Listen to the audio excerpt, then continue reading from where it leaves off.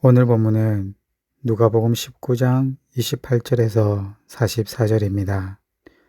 그 가운데 41절부터 44절까지를 읽어 드리겠습니다. 가까이 오사 성을 보시고 우시며 이르시되 너도 오늘 평화에 관한 일을 알았더라면 좋을 뻔하였거니와 지금 내 눈에 숨겨졌도다. 날이 이를지라 내 원수들이 토둔을 쌓고 너를 둘러 사면으로 가두고 또 너와 및 그 가운데에 있는 네 자식들을 땅에 메어치며 돌 하나도 돌 위에 남기지 아니하리니 이는 내가 보살핌 받는 날을 알지 못함을 인함이니라 하시니라. 아멘. 여러분, 우리나라에 외규장각 의궤라는 책이 있습니다. 조선 정조 때 강화도에 외규장각을 짓고 왕에 관한 책을 보관하게 되었습니다. 이 책이 1866년 병인 양요 때 프랑스가 강화도의 외규장각의 책 5,000권을 불태우고 외규장각 의궤를 포함한 340권을 약탈해서 가져갑니다. 그리고 세월이 흐릅니다. 1979년 프랑스 파리 국립도서관에 근무하던 박병선이라는 사람이 그 책을 찾아 가치를 입증하게 됩니다. 그래서 2007년 유네스코 세계문화기록유산에 등재되게 되었습니다. 그리고 몇 년 후 2011년 이 외규장각 의궤가 우리나라에 들어오게 됩니다. 그리고 재작년에 국립박물관에 외규장각 의궤를 전시했던 적이 있었습니다. 그러면 이 책이 어떤 책이냐? 이 책의 별명은 왕의 책입니다. 왕의 책이라고 불리는 297권의 책임입니다. 이 책은 왕과 관련된 행사를 할 때 어떻게 이 행사를 해야 되는지에 대한 책입니다. 왕이 행차할 때 그 모습을 바라보며 섬세하고 정교하게 그림으로 표현한 책입니다.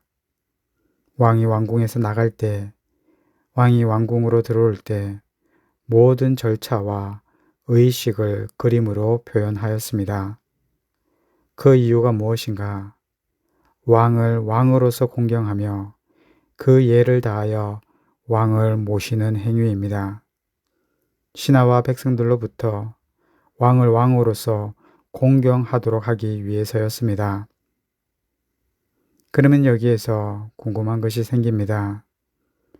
조선시대의 왕의 행차에도 이 정도로 큰 축제를 열고 수많은 병사들과 신하들과 백성들이 동행했다면 로마 시대의 로마 황제의 행차에는 어떻게 했을까요?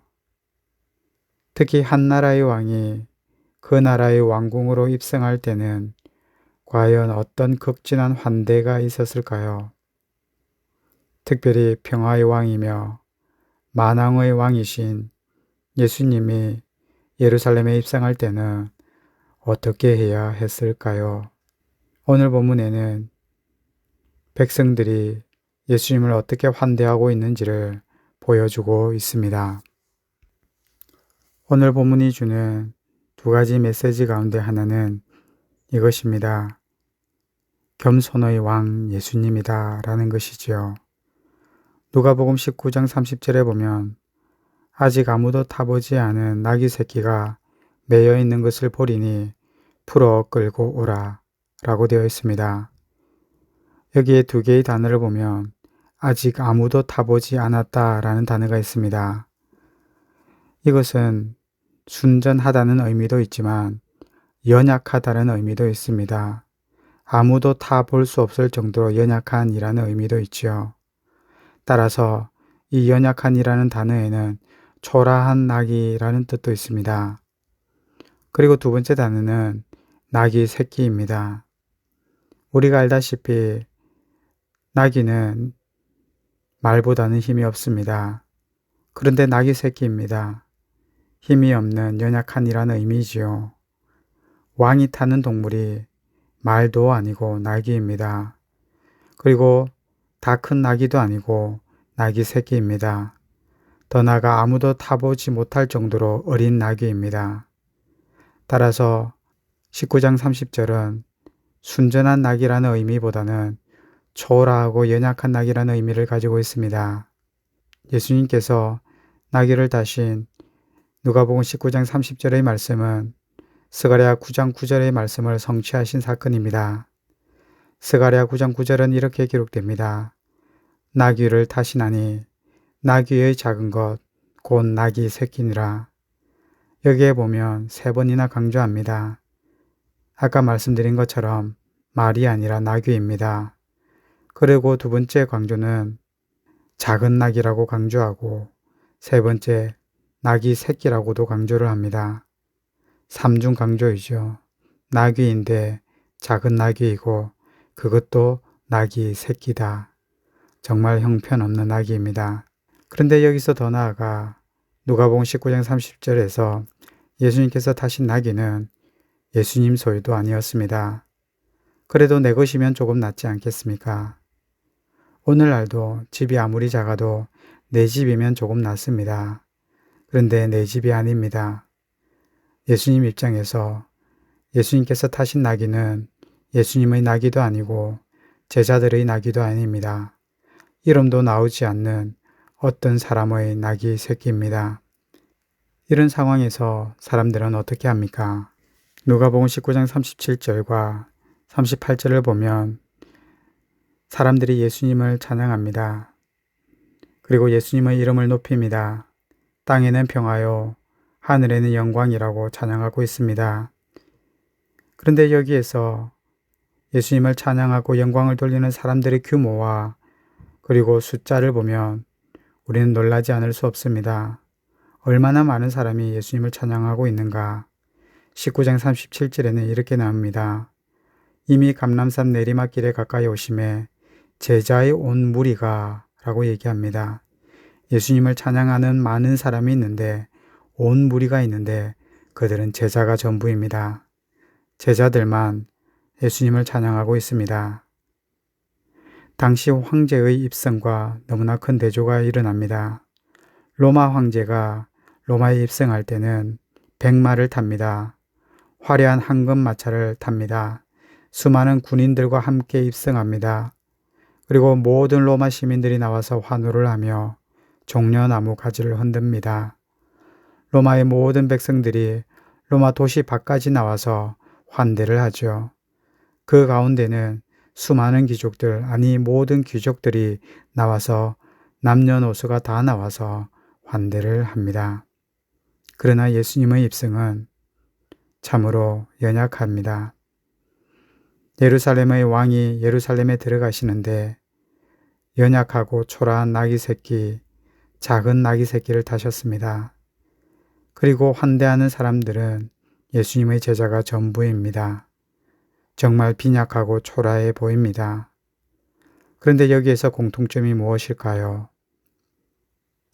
스가랴 9장 9절에서 겸손하여서 나귀를 타시나니 나귀의 작은 것 곧 나귀의 새끼니라. 마태복음 21장 5절 그는 겸손하여 나귀 곧 멍에 매는 짐승의 새끼를 탔도다. 평화의 왕 예수님의 입성의 공통점은 겸손의 왕이라고 기록되어 있습니다. 예수님이 나귀를 타시는 이유는 그분의 겸손하심을 보여주는 것이지요. 그리고 오늘 본문의 두 번째 메시지는 긍휼의 왕 예수님을 보여주고 있습니다. 예수님의 눈물을 보여주는 성경이 신약 성경에 딱 두 군데 나옵니다. 오늘 본문과 요한복음 11장에 두 번 나옵니다. 먼저 요한복음 11장에 보면 요한복음 11장 35절에 예수께서 눈물을 흘리십니다. 그 배경은 이와 같습니다. 마리아의 오빠가 죽었고 그 죽음 앞에 예수님께서 눈물 흘립니다. 사람들은 생각했습니다. 예수님께서 죽은 나사로를 사랑하셨구나 라고 여겼지요. 그러나 이것은 예수님의 눈물의 의도를 제대로 알지 못한 것입니다. 눈물의 이유는 무엇인가? 요한복음 11장 40절에 보면 예수께서 이르시되 내 말이 네가 믿으면 하나님의 영광을 보리라 하지 아니하였느냐 라고 합니다. 마리아와 마르다가 예수님이 하나님의 아들이심을 믿지 못하기 때문입니다. 말하자면 예수님이 누구인지 모르는 그들의 영적인 상태로 인해 예수님은 눈물을 흘리셨습니다. 예수님의 눈물의 이유는 백성들이 예수님이 누군지 모를 때 우셨다라고 할 수 있습니다. 그러면 오늘 본문 누가복음에서의 눈물은 어떨까요? 누가복음 19장 39절에 보면 무리 중 어떤 바리새인들이 말하되 선생이여 당신의 제자들을 책망하소서 하거늘 이라고 기록되어 있습니다. 말하자면 어떤 바리새인들이 예수님께 문제를 제기합니다. 그 문제의 제기는 이런 것이죠. 사람들이 예수를 향해 주의 이름으로 오시는 왕이라고 소리치고 평화의 왕이고 영광의 왕이라고 소리치니 매우 불쾌해집니다. 신성모독이라고 여겨지고 그래서 질문한 것입니다. 예수님, 당신의 제자들이 하나님을 모독합니다. 당신이 위대하고 뛰어난 스승이라면 인정하겠지만 평화의 왕, 영광의 왕은 아니지 않습니까? 제자들을 책망해야 하지 않겠습니까? 라고 말한 것입니다. 이에 대해 누가복음 19장 40절에 예수님이 답변하십니다. 대답하여 이르시되 내가 너희에게 말하노니 만일 이 사람들이 침묵하면 돌들이 소리 지르리라 하시니라. 예수님의 말씀은 이것입니다. 나의 제자들이 나를 향해 평화의 왕이요 영광의 왕이라고 말한 것은 지극히 당연한 말이다 라는 것입니다. 이 말이 맞다라는 뜻이지요. 그리고 나서 예수님께서 한 가지 행동을 다 하십니다. 그것이 누가복음 19장 41절에 이렇게 기록됩니다. 가까이 오사 성을 보시고 우시며 예수님께서 예루살렘 성을 보시면서 우셨습니다. 왜 우셨을까요? 본래 평화의 땅, 영광의 땅, 하나님과 그 아들 예수님의 나라, 그리고 그 땅의 본래 주인이 예수님, 그리고 예수님이 지금 입성하십니다. 그런데 예루살렘의 지도자들이 자신들의 왕을 알아보지 못합니다. 얼마나 안타까운 현실입니까? 오늘날로 말하면 이렇게 말할 수 있습니다. 교회를 다니는데 예수님을 모르는 거죠. 교회를 다니는데 자신의 왕이 누구인지 모릅니다. 예수님의 눈물은 요한복음 11장에서도 백성들이 예수님을 하나님의 아들로서 알지 못함에 눈물 흘리셨고 누가복음 19장에서도 예루살렘의 왕 대신 평화의 왕을 그 예루살렘의 백성들이 알아보지 못하기 때문입니다. 백성들의 믿음 없음과 자신의 왕을 알지 못함에 대한 그들을 향한 불쌍히 여기시는 눈물입니다. 오늘 말씀을 마무리하겠습니다. 예수님은 겸손의 왕이십니다. 왕이지만 겸손하셨습니다. 자기를 드러내지 않았습니다. 겸손히 그리고 조용히 예루살렘으로 들어가십니다. 그리고 두 번째는 예수님은 긍휼의 왕이십니다. 하나님을 알지도 못하고 하나님께서 보내신 하나님의 아들도 모르고 자기의 뜻대로 살아가는 백성들을 안타까워하는 그분의 긍휼히 여기시는 눈물의 왕이십니다. 우리는 예수님의 눈물을 아는 사람들입니다. 왕 대신 예수님을 압니다. 이제 예수님께서 우리에게 예수님의 길을 따르라고 하십니다. 선한 능력으로 살아가라고 합니다. 그래서 우리의 기도는 이랬으면 좋겠습니다. 이제 예수님의 겸손과 예수님의 긍휼히 여기심의 그 선한 능력을 주옵소서. 이제 우리가 예수님의 겸손을 실천하고 긍휼하심을 실천할 수 있도록 우리들 도와주옵소서. 같이 기도드리겠습니다. 하나님 아버지, 우리는 이 땅을 살아가면서 겸손이 아닌 교만한 삶을 살아갈 때가 참 많이 있습니다. 조금만 잘하는 것이 있어도 높아지려고 하고 마음을 높은 데 둡니다. 그런데 우리 예수님은 왕으로서 예루살렘에 입성하면서도 아무도 타보지 않은, 아무도 탈 수 없을 정도로 연약한 나귀 새끼를 타셨습니다. 하나님, 우리도 그와 같이 겸손의 왕 예수님을 닮아갈 수 있도록 도와주옵소서. 더 나아가 예루살렘 성을 바라보시면서 자신을 왕으로 알지도 못하는, 받아들이지도 못하는 그들을 보며 그들이 당할 고난을 긍휼히 여기시는 긍휼의 눈물을 흘리셨습니다. 하나님, 우리 또한 예수님의 긍휼하심을 주셔서 다른 사람들을 향해 비난하거나 정죄하거나 비판하지 아니하고 늘 긍휼히 여기며 불쌍히 여기며 사랑으로 품을 수 있도록 도와주옵소서. 예수님 이름으로 기도합니다. 아멘.